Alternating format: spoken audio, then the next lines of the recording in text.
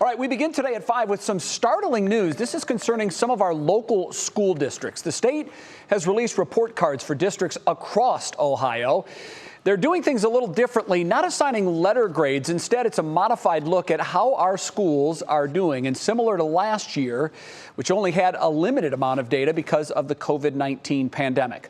Amani Abraham joins us now. She's live in our newsroom with what the report cards do tell us. Amani, good afternoon to you. Good afternoon, Jay. Yeah, one thing we know is that state officials are not surprised because of the significant impact left by the COVID-19 pandemic. No letter grades, as you mentioned, this year, but a look into some data like performance index marks, graduation rates, and attendance. The Ohio Department of Education says schools were impacted in different ways, with each having remote or hybrid learning models.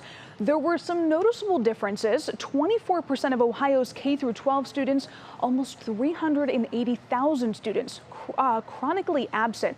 And there were lower performance index marks this year across the district, across the state, throughout the districts. And we spoke to the Ohio Department of Education on some of those numbers. Especially at this, at the state level, that it was some of our most historically underserved students who were most impacted by the pandemic. Our economically disadvantaged students, for example, who saw larger decreases. By and large, schools are back into a somewhat normal. Things are not exactly, things are not exactly how they were before. And so, sort of understanding the long-term impact is, these are the things that are going to be years down the road.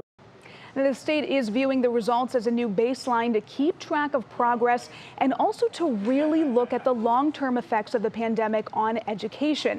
Now, you can see how your school did this year and look at and compare some of the trends from years past. We have that link up at WKYC.com. Plus, we're going to have more for you tonight at 6, Jay. All right, Amani, thank you very much.